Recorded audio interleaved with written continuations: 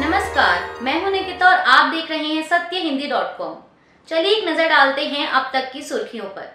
अमेरिकी यात्रा पर पहुंचे कांग्रेस नेता राहुल गांधी ने सैन फ्रांसिस्को में भारतीय मूल के लोगों से मुलाकात कर उन्हें संबोधित करते हुए भाजपा पर तीखा हमला बोला है। राहुल गांधी ने कहा कि बीजेपी सरकारी एजेंसियों का दुरुपयोग करती है और नफरत फैलाती है। हमने नफरत के बाजार में मोहब्बत की दुकान खोली, भारत जोड़ो यात्रा निकाली। यात्रा को रोकने की सरकार ने पूरी कोशिश की, जो ताकत थी सब लगा दी, फिर भी यात्रा का असर बढ़ता जा रहा था। यह इसलिए हुआ क्योंकि आप सबने हमारी मदद की। इसी के साथ कांग्रेस नेता ने आगे कहा कि भारत में कभी किसी विचार को रिजेक्ट नहीं किया गया, अलग अलग विचारों का बाहे फैलाकर स्वागत किया गया और इसी भारत को हम पसंद करते हैं। भारत का कल्चर ऐसा है कि पूरे विश्व के विचारों का सम्मान करता है, मगर हाँ, अगर आप गुस्सा, अहंकार, घृणा में विश्वास करते हैं तो आपको बीजेपी की मीटिंग में होना चाहिए। राहुल गांधी ने आगे पीएम मोदी पर निशाना साधते हुए कहा कि कुछ लोग ऐसा समझते हैं कि वो सब जानते हैं, जैसे कि भगवान। प्रधानमंत्री उनमें से एक उदाहरण है। मोदी जी को अगर भगवान के साथ बैठा दें तो वो भगवान को भी समझाना शुरू कर देंगे कि ब्रह्मांड कैसे चलता है। वो हर मुद्दे पर जानकार होने की बात करते हैं, पर असल में वो कुछ नहीं जानते, कुछ नहीं समझते।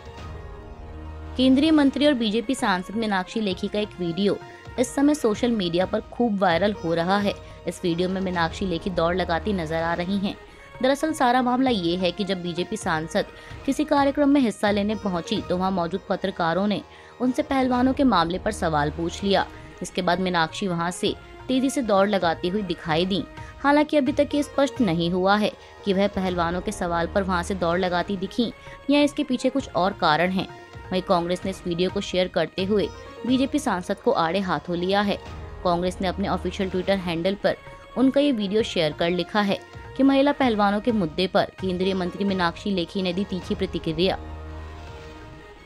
नेपाल के प्रधानमंत्री पुष्पकमल दहल आज 31 मई को 4 दिवसीय भारत दौरे पर आ रहे हैं। अपनी इस आधिकारिक यात्रा के दौरान वह पीएम मोदी और अन्य नेताओं से मुलाकात कर दोनों देशों के बीच संबंधों को मजबूती देने पर चर्चा करेंगे।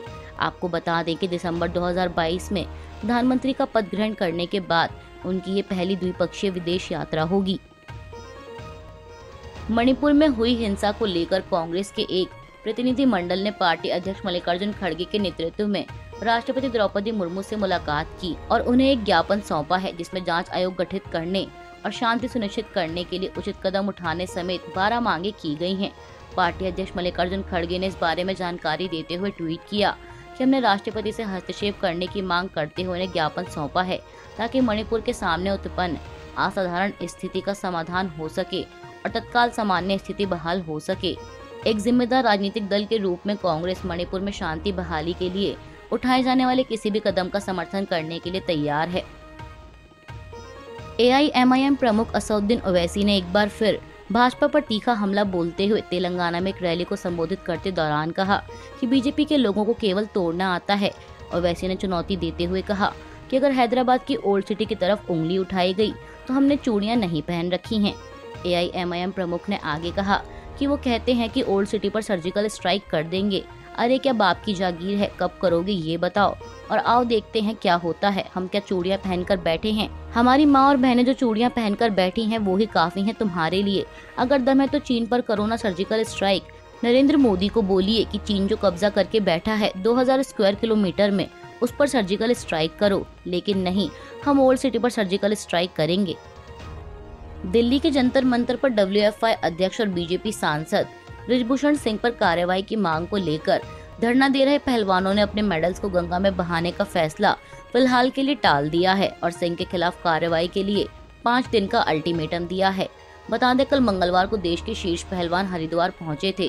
दरअसल पहलवानों का कहना है कि जब सरकार हमारी बात सुनने और आरोपी सांसद पर कार्रवाई करने के लिए तैयार नहीं है तो देश के लिए जीते हुए मेडल हमारे किस काम के हैं।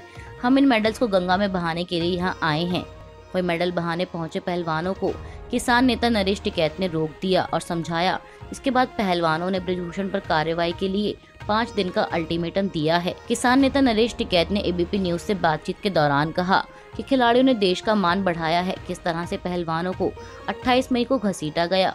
पीएम नरेंद्र मोदी कहते हैं कि बेटी बचाओ बेटी पढ़ाओ, लेकिन ये तो तार तार हो गया। बीजेपी बृजभूषण को बचाने में लगी है। वहीं जब उनसे पूछा गया कि खिलाड़ी आपकी बात कैसे मान गए, इस पर उन्होंने कहा कि हमने पहलवानों को समझाया है, हम बच्चों का सिर नीचा नहीं होने देंगे। मंगलवार 30 मई को गंगा में मेडल बहाने पहुंचे पहलवानों पर WFI अध्यक्ष और बीजेपी सांसद बृजभूषण सिंह ने तंज कसते हुए कहा कि सब गंगा में मेडल बहाने गए थे, लेकिन मेडल किसान नेता नरेश टिकैत को दे दिए। आप जांच होने दीजिए, अब खेल हमारे हाथ में नहीं है, सब कुछ दिल्ली पुलिस के हाथ में है। पहलवानों के निवेदन पर FIR हुई है और इस पर जांच चल रही है। मैं क्या मदद कर सकता हूँ? मैं तो हर हाल में तैयार हूँ। मेरा कार्यकाल खत्म हो गया है और अगर मैं गलत पाया जाऊंगा तो गिरफ्तार हो जाऊंगा। वैसे भी मेरा कार्यकाल खत्म हो चुका है।